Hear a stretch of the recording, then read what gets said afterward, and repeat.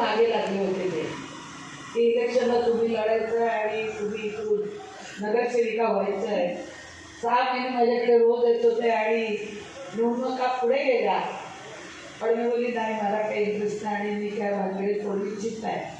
पण दादाने माझा पिच्छा सोडला नाही आणि शेवटी ओबीसी महिला म्हणून मला सिव्हिलीतून पहिली त्यांनी संधी दिली आणि संधी दिल्यानंतर मी मागे वळून पाहिलंच नाही, पुढेच चालत गेले आणि काम करत होते. मग मला त्यांनी महिला बालकल्याण सभापती केली. त्यावेळी महाराष्ट्राची अध्यक्ष झाली, MLC झाली आणि आता तुमच्या सगळ्यांच्या आशीर्वादाने मी 3दा निवडून आली. काम बघून तुम्ही मला प्रतिनिधित्व इकडच्या समाजाचं गावाचं करायला दिलं.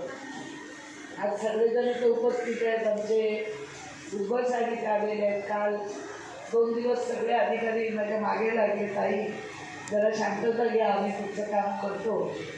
आणि सगळ्यांना काल रात्री बैठका झाला, पुन्हा सगळे अधिकारी आले, मेडिकल बोर्डवाले आले, आमचे चौधरी साहेब आले, सगळे आले.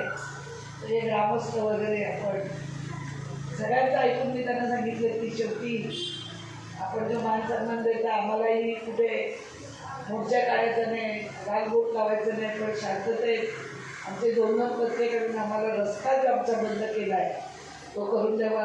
पंडितदादांनी सांगितलं की आम्ही खडकावर जाऊन दशविधी क्रिया करायचो. माझ्याच लग्नाला 50 वर्ष ही चालू आहे. आमचे पण सासू सासरे तुम्ही साहेब नाशिकला गेले तर एकाला नेलं एकाला नाही नेलं का राग यायचा. आता तुम्हाला सांगते मी दिवागाव ते घनसोली गाव MLC असताना 2 जेट्या केल्या. त्या 2 जेट्या अर्ध्या झाल्यानंतर माझी MLC गेली आणि गेल्यानंतर अर्ध्या जेट्या राजू 15 वर्ष 10 वर्षाचा तुतारी उभा होता माझ्या इकडे. तो 10 वर्ष आमदार होता, एक वीट लावली नाही आणि बापा आता 5 वर्ष त्यांनी वीट नाही. बिचारे ग्रामस्थ आमचे कोळी बांधव जेव्हा कालवाला आणि कोळी जातात, पाय चिरून येतात, पाय लंगडे झालेत आमचे तिथे कोळी बांधव. तिथून ते साहेब मी दिवाळा गावापर्यंत जेटा गेला. वाशी शिशोर असेल, वाशी गाव असेल, त्याच्यानंतर तुमचं घनसोली असेल, दिवा असेल, तलाव असेल, सगळ्या गावामध्ये समुद्र किनारा आमचे कोळी बांधव असतात. त्यांना ज्या ज्या सुविधा देता येतील तेवढ्या देण्याचा मी प्रयत्न केला. गेल्या 2004ला मी जेव्हा MLC झाली त्यापासून. आता खरं तर असेल तर नाव घेतलं, सगळ्याची वेळ खूप झाला, आपल्यालाही जायचं आहे, आपणही बराच वेळ दिला.